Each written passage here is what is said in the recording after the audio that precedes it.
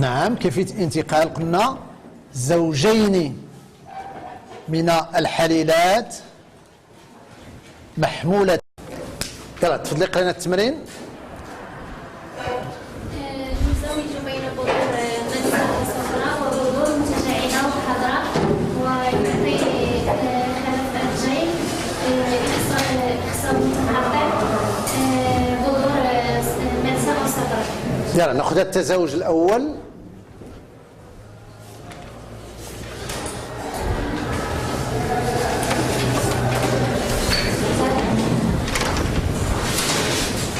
السؤال: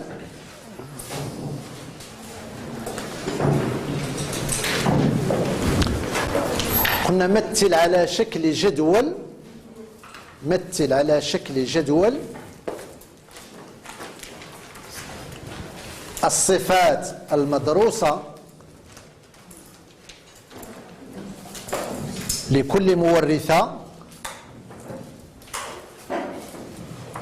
مظاهر هذه الصفات،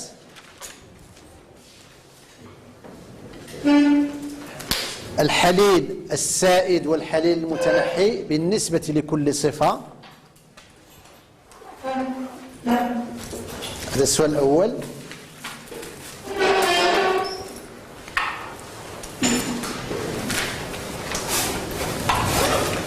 السؤال الثاني: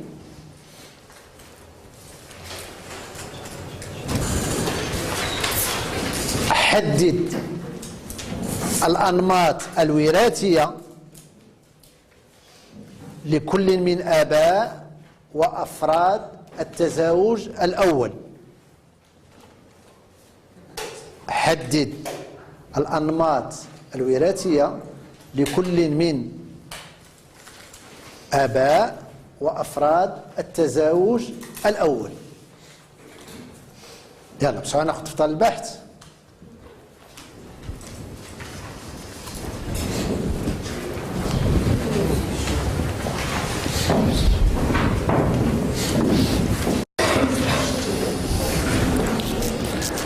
على شكل الجدول. نعم، خذ اللون الازرق يكون احسن لان يلا تفضل.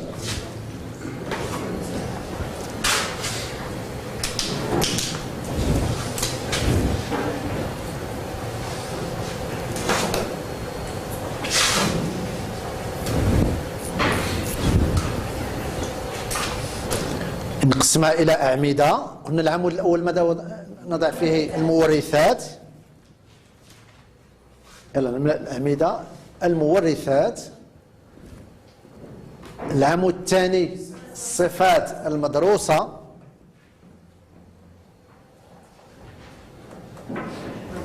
مظاهر الصفة.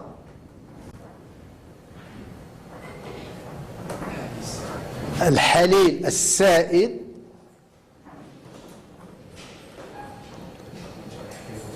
والحليل المتنحي. إذن تعاملنا مع هذه النتائج، قلنا كيف يكون تعاملنا مع هذه النتائج؟ كأننا نقوم بدراسة الهجونة الأحادية. لا يهمنا في الهجونة الآن الصفات الثانية. إذن الآن المورثة رقم 1.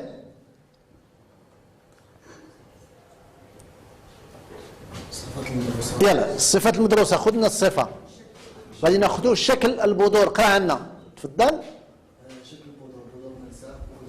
بذور ملساء وبذور متجعدة. ماذا أعطت لنا؟ جيل كله يتكون من بذور ملساء. إذن الآن ماذا يمكن استنتاجه؟ إذن هناك تجانس، هناك تحقق بالجانب نسجلها. أفراد خارج الجدول، أفراد F1.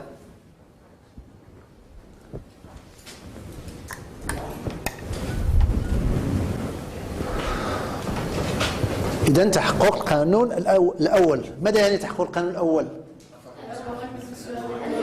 أن الآباء من سلالة نقية. تحقق القانون الأول لمن ذا؟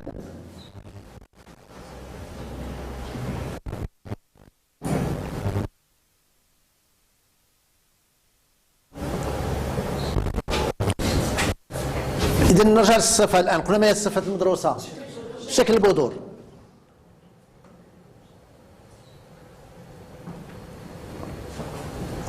مظاهر هذه الصفة عندنا جزء المظاهر، قد إما تكون ملساء أو متجعدة. ملساء متجعدة.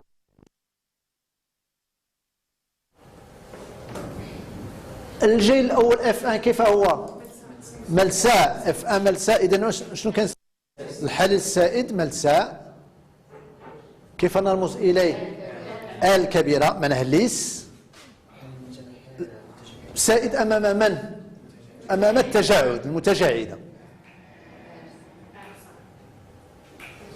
صغيرة. الخط إلى الآن في دفتر البحث. نرجع الآن النمط الوراثي، نسجل الآن تحتها خارج الجدول، لا خارج الجدول، النمط الوراثي للآباء. ما هو النمط الوراثي للآباء؟ إذا الآن قلنا نقية، والنقي كيف يكون؟ دائم متشابه الاقتران. يلا نوضع الآن ال معناه زوج من الصبغيات. بعيدة لتحت.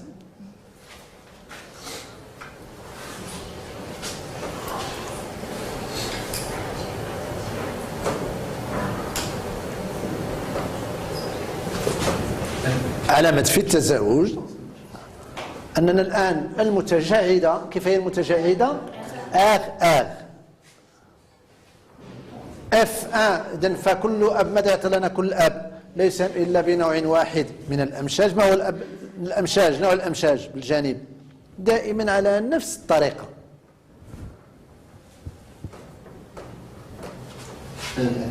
نوع الأمشاج لأن قلنا النقي دائما لا يسام إلا بنوع واحد من الأمشاج 100%. ثاني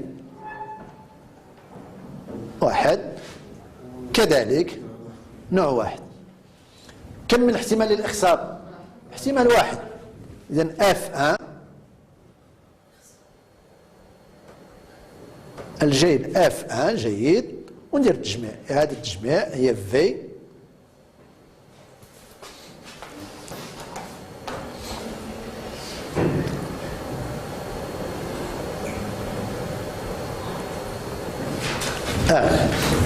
شكرا. يلا واحد يتفضل الآن الصفة الثانية. يلا تفضلي. المورثة 2.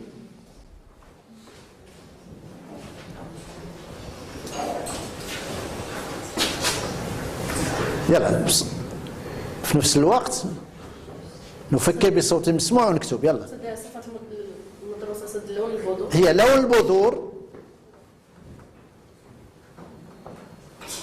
مظاهر اللون؟ صفراء خضراء.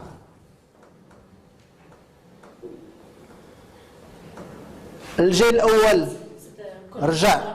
رجع. ماذا عندنا في الجيل الأول؟ كلها صفراء. ماذا نستنتج؟ تحقق القرن الأول نفس الشيء. إذا الآن يلا صفراء جون متجعدة. لا خضراء اللون لأن الشكل كان متجعدة واللون فهي خضراء. الآن انتبه، هذا هو الآن طريقة التعامل. عندما تكون عندنا أكثر، هنا يتعلق الأمر بأي هجونة قلنا. لماذا؟ لأن يختلفان في كم من صفة؟ في صفتين. إذا عندنا يتعلق الأمر بهجونة ثنائية. عندما تكون عندنا أكثر من صفة نستعمل الجدول. واضح؟ الآن يبقى لنا السؤال الثاني، النمط الوراثي. ماذا عندنا المورثة الثانية؟ ماذا قلنا في المورثة الثانية؟ نرجع الآن العنوان ماذا عندنا؟ محمولة على ماذا؟ احنا أعطينا الجواب. ما معنى محمولة على زوجين من الصبغيات؟ مستقلة عن بعضها. يلا نوضع الآن النمط الوراثي للصفة الثانية. نضيفه زوج من الصبغيات جي خضراء ويكون القد مختلف، موضوع مختلف. كم من نوع من الأمشاج؟ نوع واحد. ما هو؟ جي. دائما. وكأنني ندير التجميع نتاع هاد الصبغيات. ماذا يقع لنا؟ بالنسبة لنا الزوج من الصبغيات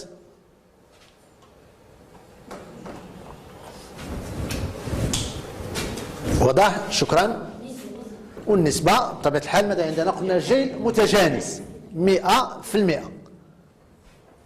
شكرا. يلا خذوا لنا الآن التزاوج نتاع أفراد F1 فيما بينها. ما هي نتيجة، ناخذ الجواب، وما هي نتيجة تزاوج أفراد F1 فيما بينها نظريا؟ نباتات أزهار، وبالتالي كيف نحصل على الإخصاب الذاتي؟ هل أننا نعم نقوم بعزل هذه الأزهار. عندما نقوم بعزل هذه الأزهار فحبوب اللقاح عند نضجها تسقط على ما يسمى نفس الزهرة. إخصاب ذاتي. ماذا عندنا هنا؟ يتعلق الأمر بماذا؟ بكم من مورثة؟ بمورثتين مستقلتين. مورثتين مستقلتين.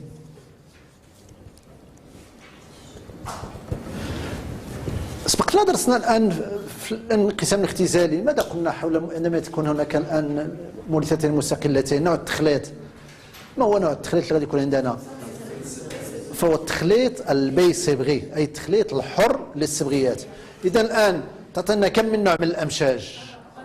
4 أنواع من الأمشاج. الطريقة اللي كنا وضعنا جدول 2 أس 2 صحيح.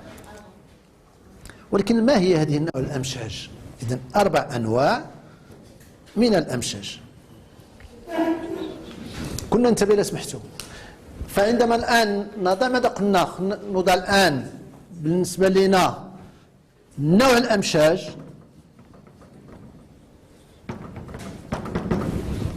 في نوع الأمشاج ماذا عندنا؟ كنجي نوضع الآن على مستوى، فالمستوى عندنا المورثة 1 فيها كم من حليل المورثة 1؟ ما هما؟ L ثم عندنا R متجاعدة. بالنسبة لي المورثة الثانية ماذا عندنا؟ هي اللون. قلنا المورثة 2. ماذا عندنا بالنسبة للمورثة 2؟ هي اللون. عندنا الآن صفراء، الحليل صفراء، ثم الحليل ماذا؟ أننا خضراء في صغيرة. إذا الآن بالنسبة لنا التخليط الحر ماذا يعطي لنا؟ قلنا كنتيجة ما هي الآن الأمشاج اللي موجودة عندنا؟ ستكون عندنا دائما نبدأ بالآن الحليل الأول G. عندنا هنا LV، وفي الأخير ماذا عندنا؟ RV. كما هي النسبة اللي موجودة عندنا هنا؟ عندنا 4 الاحتمالات. إذا ماذا عندنا؟ 25% أي ربع متساوي النسب. إذا قلنا نحصل على كم من نوع من الأمشاج؟ كل أب يساهم ب4 أنواع من الأمشاج متساوية النسب. كم من احتمال من الإخصاب؟ إذا كل أب يعطينا 4 غادي يكون لنا 16 الاحتمال من. إذا نوضع الآن شبكات التزاوج. يلا واحد يتفضل يمتلنا شبكات التزاوج. يلا تفضلي نسطر عليها بشكل منظم ونوضع شبكة التزاوج. هي المسطرة، لا ندير فيها الصبورة البيضاء. هي المسطرة.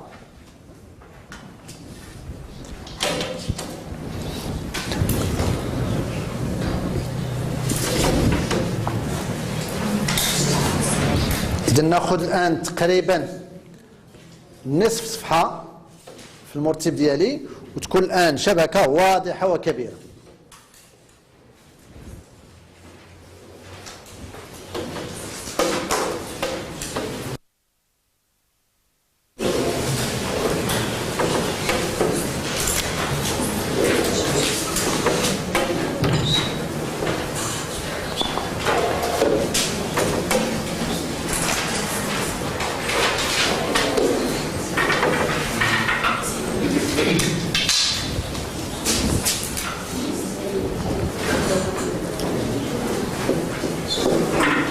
فسواء كانت ذكريه ولا انثويه نفس الشيء. هنا امشاج، نزول عن الخط المائل ونسجل امشاج من الجهتين. عندنا الامشاج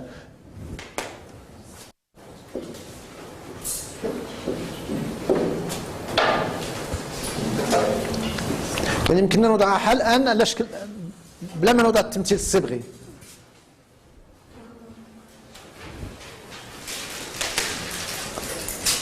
اسم الحليل وتحته خط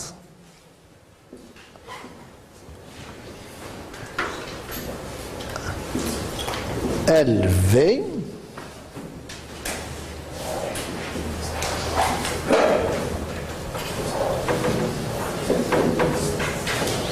بنفس الترتيب اللي وضعته على مستوى الأعمدة نوضعه على مستوى الصفوف.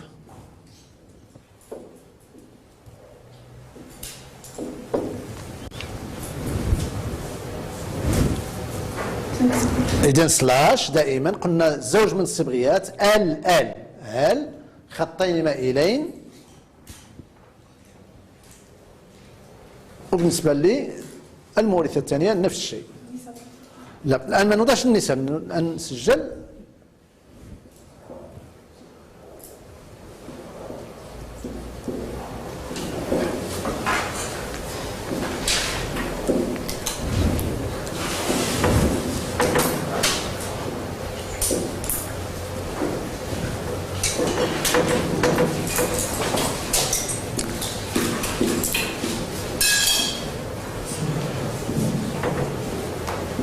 فدائما الحرف الأول ماذا يكون عندنا؟ الحرف الأول فهو الحرف الكبير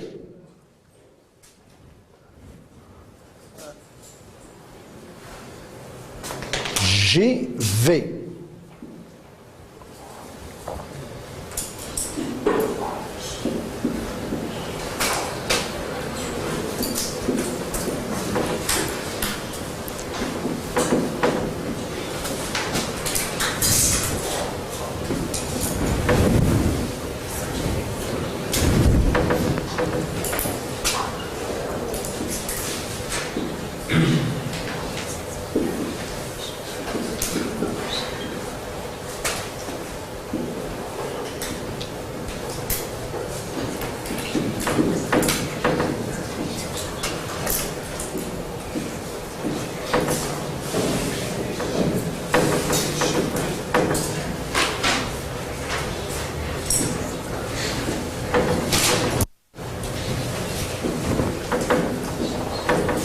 ونستمر إلى أن أنتهي